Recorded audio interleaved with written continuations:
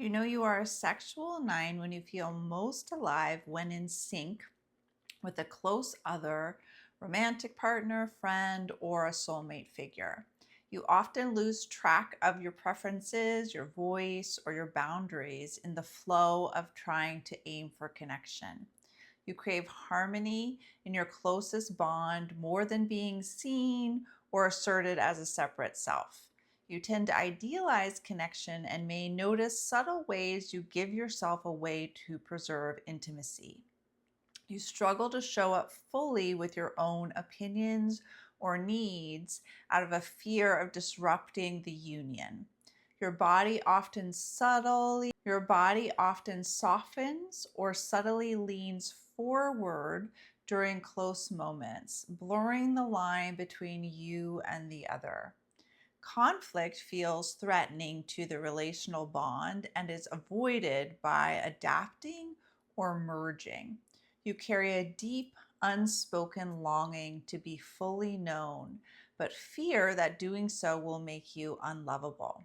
The core somatic fixation is a subtle floating energy in the chest. The core somatic fixation is a subtle floating energy in the chest or under the core somatic fixation is a subtle floating energy in the chest or upper body, often disembodied from the gut or the core. There's a gentle, dreamy quality in the body. The heart is open but diffuse. The posture is soft and melting. Sensation of leaning energetically toward the other, creating an unconscious fusion. The essential somatic quality is intimate, receptive presence, still and vibrant, peaceful. There's a capacity for profound attunement. There's an innate capacity for profound attunement and spiritual union without losing embodied rootedness. So when centered, this type radiates a non-dual sense of love, open to self and other simultaneously. The relationship pattern centers around a core self-doubt of, will I be loved if I fully show up as myself with needs and opinions? The emotion around this is a suppressed longing, a background hum of grief. The emotion around this pattern is a suppressed longing, a background hum of grief over not being fully met and not fully showing up.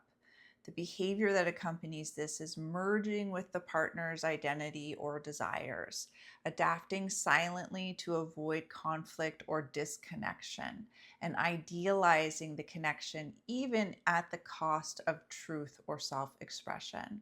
So there's losing the inner clarity in the fog of the romantic confusion. So there's this losing of the inner clarity in the fog of romantic fusion. Sexual nines long for deep connection and sometimes lose themselves in the process. Their gift is sacred presence, harmony, and love, but the work is remembering. Their gift is sacred presence, harmony, and love. The work is remembering.